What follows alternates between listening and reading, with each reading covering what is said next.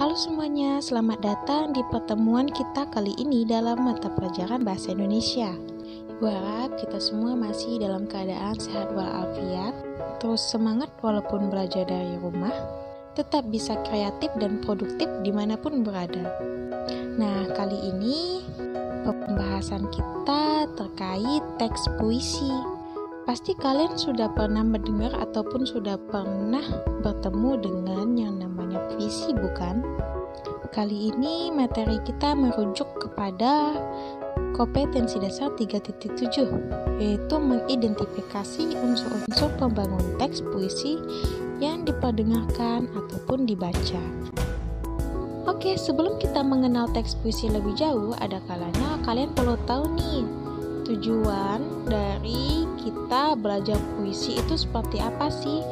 Nah, jadi dalam belajar teks puisi ini, tujuannya kalian bisa mengerti arti dari puisi itu sendiri, serta kalian mampu mengidentifikasi unsur-unsur pembangun teks puisi yang kalian dengarkan ataupun kalian baca. Di sini kita bisa narik kesimpulan nih, bahwa teks puisi ini berarti karangan yang mengungkapkan pikiran dan perasaan dengan mengutamakan keindahan kata-kata.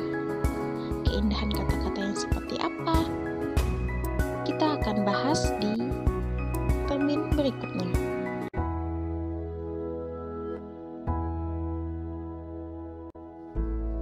Jika ingin mengetahui keindahan kata-kata seperti apa yang bisa kita terapkan di dalam teks puisi, kalian perlu mengetahui juga unsur-unsur ataupun kandungan-kandungan yang biasa terdapat dari teks puisi. Nah, di sini unsur-unsur teks puisi terbagi menjadi dua, yaitu struktur batin dan juga struktur fisik. Batin bisa dirasa, fisik ada wujudnya. Di struktur batin kita bisa menyingkatnya dengan kata tas. Apa sih tas? Nanti kita akan lihat. Sedangkan di struktur fisik bisa kita singkat menjadi Marako Bang Maji. Nah, yang dimaksud dari tas ini itu anak-anak berarti tema, amanat, dan sikap penyair. Sedangkan yang dimaksud dari Marako Bang Maji yaitu majas, irama, konotasi, kata berlambang, dan pengimajinasian.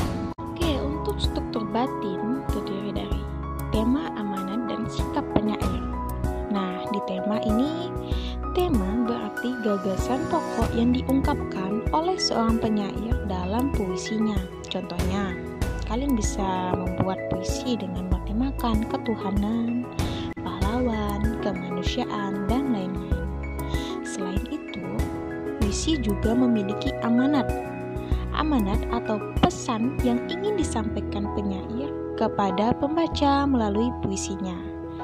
Selain itu, di dalam struktur batin, sikap penyair juga menunjang keberhasilan dari teks puisi tersebut. Sikap penyair yang bagaimana? Yaitu sikap penyair yang mengacu kepada permasalahan dalam puisi ataupun rasanya, dan sikap penyair kepada pembaca ataupun nada dan pembawaan ia dalam menampilkan teks puisi ataupun membacakan teks puisi.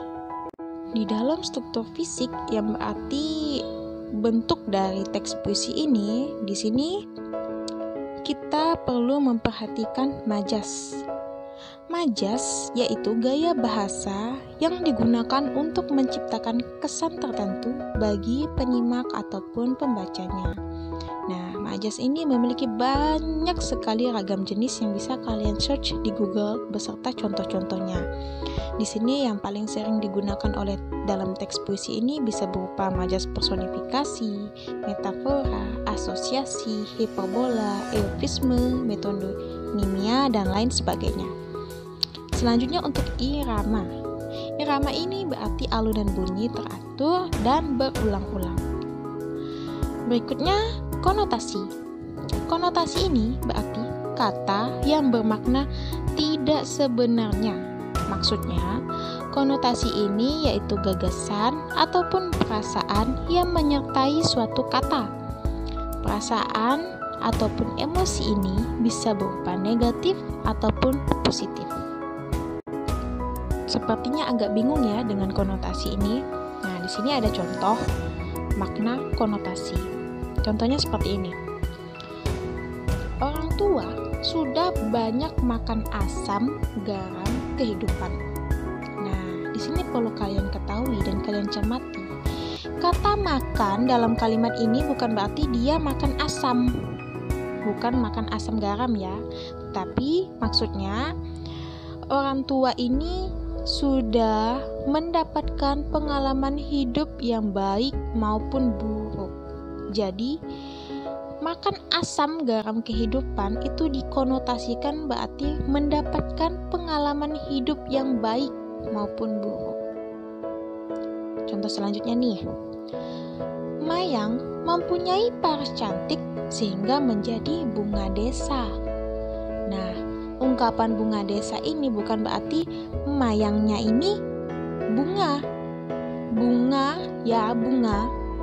bentuk bunga yang ditumbuhi tumbuhan gitu bukan. Tapi maksudnya itu mayang mempunyai paras cantik sehingga menjadi bunga desa ataupun gadis cantik yang banyak dikagumi ataupun dipuja orang. Jadi bunga desa ini dikonotasikan sebagai gadis cantik yang dikagumi ataupun dipuja orang.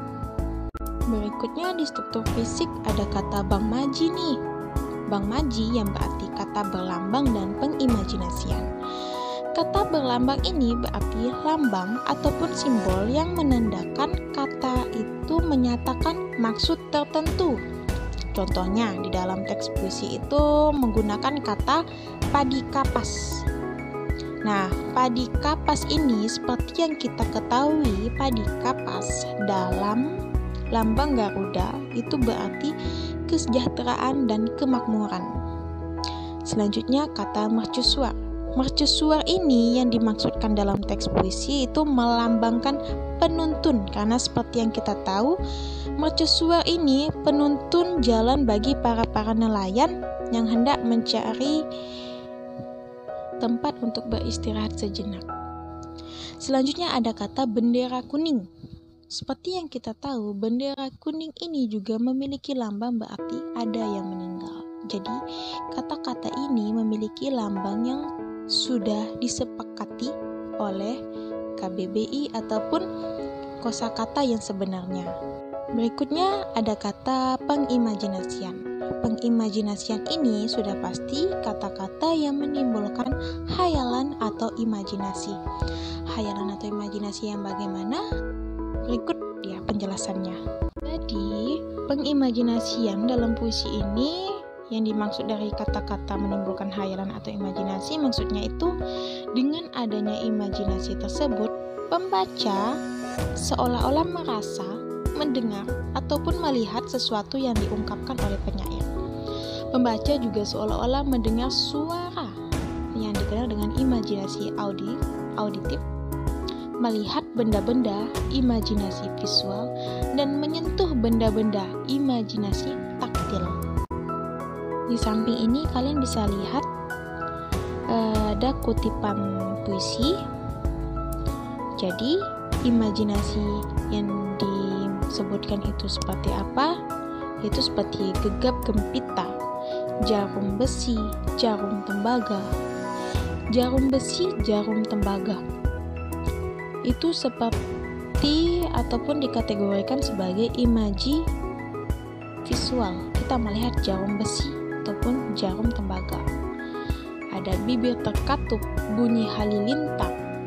Kita dibawa untuk menghayalkan bunyi halilintar. Bergeraklah hati dan lain sebagainya.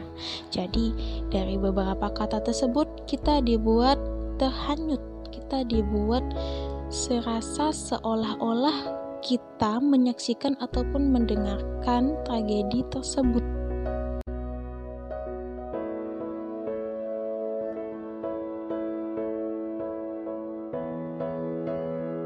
Oke, sekian pembelajaran kita kali ini. Jika kalian masih belum paham dan punya pertanyaan terkait teks puisi, kalian bisa memberikan pertanyaan melalui Gmail ataupun melalui WA yang sudah diketahui sebelumnya. Sekian, terima kasih.